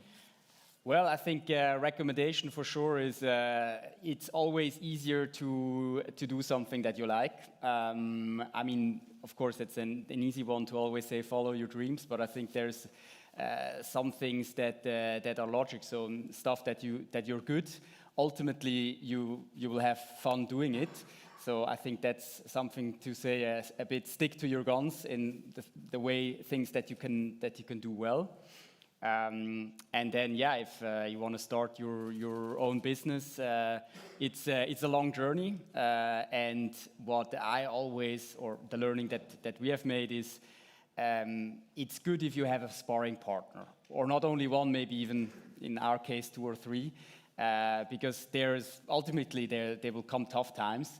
And it's good if you're not alone and need to fight all these things alone, so that you really have somebody to share the burden with, because it's always an up and down game, and you need to learn a lot also from the negative aspects as well. I mean, it's not only positive. No, I love that advice. Wim, I think you want to say something. Oh, yeah, I want to say, I had a little list here because now I'm 65, and I want to give you 10 points what I think is very important if you have a business. First of all, you have to create a team that is passionate, because alone you cannot do it. Second thing is you have to find the purpose of the company, because today is very important, because you need to motivate people and you need to sell your idea quite well. Then you have to think out of the box. Out of the box means blue ocean marketing. Maybe you have heard of this. That means you have to make a new product in a market where you're not fighting for the pricing, because on pricing you can never win. There's always somebody that is actually cheaper. Then when you make profits, you should really save some money because you never know what's going to happen in the future. And once you have no money left, the last person that gives you money is the bank. You have to learn this, even a Swiss bank. Then you have to find a strong partner. You can't do it alone for manufacturing, for distribution, and so on. You have to be open in a stronger partnership. You have to be open for criticism. Like I learned it from my two sons when they were my guinea pigs for my products, and sometimes they were really hard on arguments, and you have to be open, you have to understand, because they are really honest. Then I have another thing, it's you have to always, you have to have a plan B and C, because something can really change. I'll give you an example, all of a sudden you have tariffs in the US, 160%. That business case is actually dead. So you have to have another plan how you can actually come over different things. You must enjoy your work, because if you don't enjoy it, then you better, take a job and do whatever, 8 to 5, and make sure that you get the salary. But you have to enjoy it, and then you can work 7 days a week. And the last saying, this is from Bill Gates, and I really like this one, is saying people underestimate what they can do. No, they overestimate what they can do in 1 year, but they underestimate what they can do in 10 years. So you have to have a longer perspective, because 1 year is over like this. So if you have a planning, you have to do a long-term planning and then think, what can you do in 10 years? So Wow, these are my 10 tips for you. Good luck, you're young, you have a whole life in front of you. And I hope you learned something from diplomacy. Is very important also in business, I have to say. You can't just go in like this. You have to find the right balance. It's absolutely amazing. We do have time for questions now, so I want to see if there's any questions in the room right here. There's already 2 questions, so let's start there and then we'll go over there. But that was absolutely amazing. Thank you for those 10 tips. Let's see if we can get the microphone over. Here to the front. Can we bring it over here? There were 2.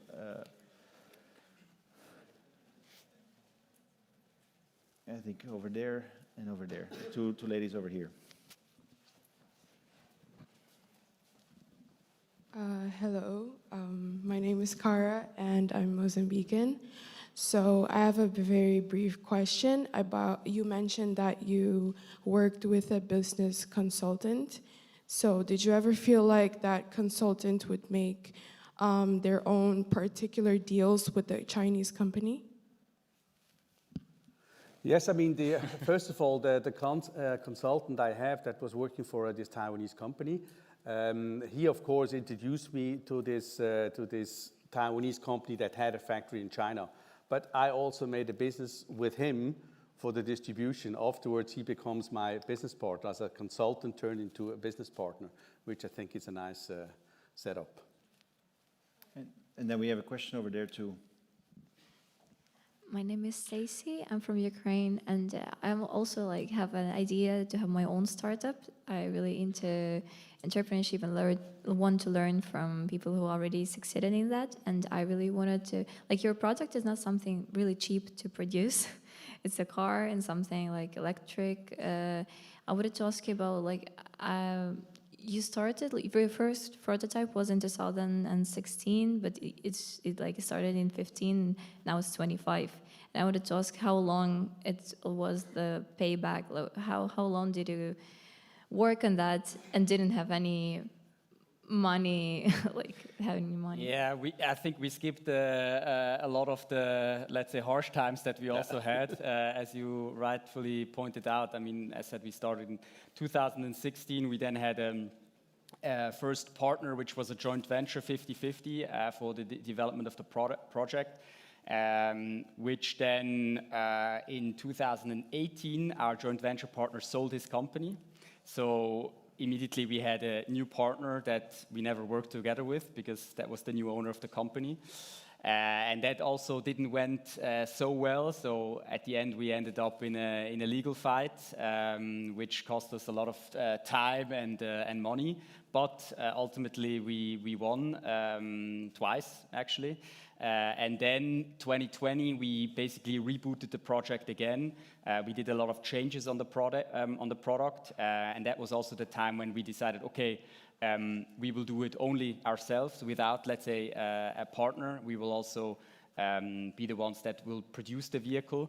And so, yeah, it was a step-by-step iteration. And looking back, I mean, would we do it exactly the same way? I don't know. But what we also knew is if we would have known what we would have needed to do from day one, we would have probably never started the project. Right. So sometimes it's also a way, at one point you need to jump into the cold water.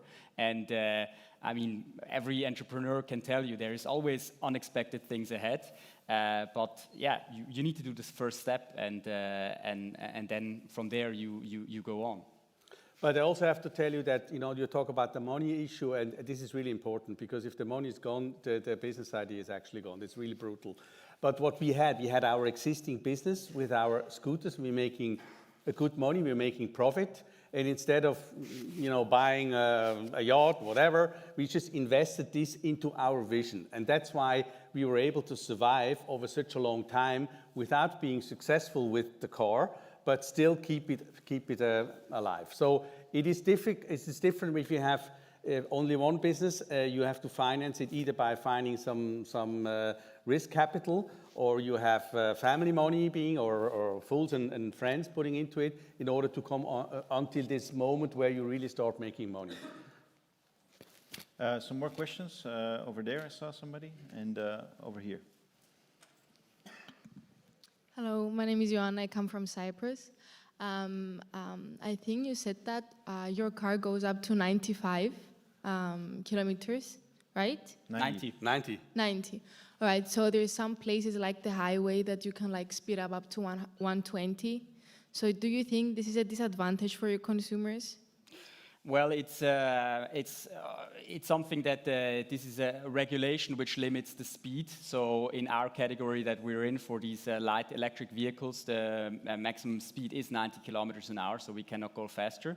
And then it depends on the local market. So in some markets we are able to enter the highway with our cars, and in some you're not allowed.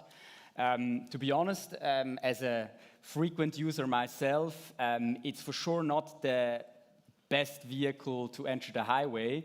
But for example, in my usage, I don't need to use the highway that much. So I'm more, let's say, in the urban environment. And so there, it actually makes more sense for me to use a small car which is made for that environment. But if you need to use it on the highway, it's fine. I mean, you get used to it.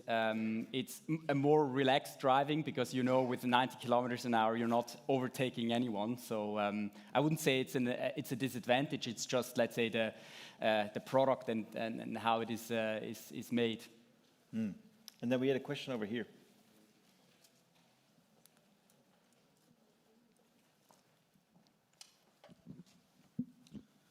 First and foremost, thank you for your presentation, for your time and your insights.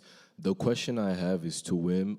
You worked in banking and the textile industry before founding Micro, and would you say that these careers helped you transition into becoming an entrepreneur? And if yes, what are the most important skills or experiences you went through that helped you become an entrepreneur and made your path easy? Thank you, that's great. You might just say who you are also. My name is Fernandes. I'm from Mozambique. Thank you so much. Thank you for your question. I see you have been doing some searching. I can give you an answer on this. First of all, when I was working for the banking, I thought it was really boring. And I said, I don't want to waste my life to be a banker. Sorry, I hope nobody's a banker here or wants to go into the banking, but it is really, really boring because you're not changing anything. The second thing is when I was in the US having this textile factory, I learned a lot about manufacturing that I can use now. But I have also learned how quickly something can be over when the tax issue is changing. For example, I had a textile factory, and all of a sudden there was no more import tax from textile from China. So immediately the complete industry died within 1 year. I was lucky to be able to sell all this equipment to China, to a partner of us, where we can continue with the production. So all this learning was important for me also to say I want to do something where I have a real passion in it. You know, the making textile, I didn't have the real passion, but I like the production. So if you produce something and you have a passion for what you're producing, this is heaven. So that's, I would say I have learned a lot about this. That's great. I think we have time for 1 or 2 more questions, in fact. So there, maybe in the back. Maybe there in the back too. Sorry, I'm trying to geographically spread a little bit the questions, but Wim and Merlin will stay on afterwards, and I think there's going to be a lot of questions. So there were 2 questions in the back there. Yeah. Hi, my name's Olivia, and I was just wondering what marketing decisions you made in order to sort of mitigate the compromisation of safety of the vehicle. Because it's not a very safe vehicle, it's very small, like you were saying, compared to an SUV, like you would be crushed and killed instantly. So how did you market No, this? I have to tell you, it's the safest vehicle you can actually have on the road. Well, on the road maybe, but for the because drivers because themselves. you have a lot of pedestrians, you have people driving a bicycle, a scooter, and so on. It's a different way of actually thinking. But we made, for this category, we made it very safe because we have the same construction like a real car. And that's the first time somebody has actually done this. And when you look at in the urban mobility, there's no need to have a car that is almost 2 tons driving around and having several airbags, and is costing a lot of money in production. So we need to have a new mindset when it comes to urban mobility. And safety is not at the top. Safety for is the not inside. only for the one that drives the car, and I think this mindset needs to shift in our heads a bit. Sorry? By talking. Yeah, that's a very good question. I mean, by talking and by pointing it out and by answering questions like these. I think it's also a bit a regulation topic, right? I mean, the reason also why vehicles have become bigger and bigger is also mainly due to the safety aspect, and it has been driven also by the industry itself. And so I think we need to sometimes maybe take a step back and really look at the bigger picture, right? If you look in at any statistics of accidents, I mean, the people that are hurt the most are more the pedestrians, the ones on the bicycles, right? The weaker sort of like people on the streets. And so I think we need to look at it from a different perspective. Of course, as a user, I really appreciate that point of view because, as I said, when you're walking around the streets, which you do everywhere in cities, and you do it particularly with young children or with other people who are not as mobile, it is really scary. You know, I would much rather encounter a Microlino than a Cybertruck, as you might imagine. I think that's normal. Another question over there. I think that might be the last question, so no pressure. No pressure. No problem, no pressure. My name is Tamim. I'm Palestinian and Lebanese. I wanted to ask you a question. What are the key points you would recommend to someone when it comes to networking in general in order to grow your own personal network, but at the same time, consequently, you will grow your business? Thank you so much. You want to go first? Yeah, first, key point for networking is try to be sympathetic in the very first second. That means have a smile on your face. It will change everything, I tell you. A smile in your face for the first 3 seconds makes a huge difference. And then you have to build up trust because you have to make the other person want to do something with you. And that's the start of a negotiation and so on. So these are the 2 basic elements, I would say, to start negotiation in the business. And how about, Merlin, how about you, but also how about the actual sort of finding a network, like as opposed to just what you do when you speak to someone, but how do you find people to team up with? Yeah, I think what I would add, I think it's always good to ask more questions than talk about yourself, usually because you want to find out maybe this person can help you, and if you just talk about yourself, you will not find out who's sitting opposite of you. Regarding network, I think what for us always helped is yeah, you need to go out there, right? I mean, exhibitions and these kind of events and things happening. I think you cannot just stay at home at your desk and think you can conquer the world posting on LinkedIn. I think at a certain point... That's bad news for me. That's bad news for me. It's a good tool, I think, but at one point you also need to go out there, right, and show that you're actually a physical person. Which is what we're doing now, so this is great. Well, listen, it's been absolutely fascinating to listen to the both of you. I think we're all inspired. I'm not sure if we're all going to be able to build our own company with kick scooters and cars, but I'm sure we'll be able to find inspiration to do what we think is a worthwhile endeavor and what we believe we're good at and we'll have fun with. Thank you for all of your inspiration. Thank you for all of your insights. And of course, best of luck with the journey ahead. We hope to see you succeed, and we will definitely be happy to do so. Thank you so much. Thank you very much. Thank you. Thank you. And that wraps up Learning from Leaders here in Barcelona this semester. I hope you all enjoyed it, and I hope you will join us to have a chat with the speakers afterwards. Thank you for being there, and see you soon. Oh, sorry, we've got the final word from... I don't know if you hear me well. I would like to thank Mr. Johan Verbeke, Wim and Merlin for their presentation today. I think this being inspiring for all of us, your words. Thank you for your contribution as well to the world of diplomacy, business, and sustainability. Here you have a little token of appreciation, if you don't mind to come to the stage again. Thank you. Thank you very much.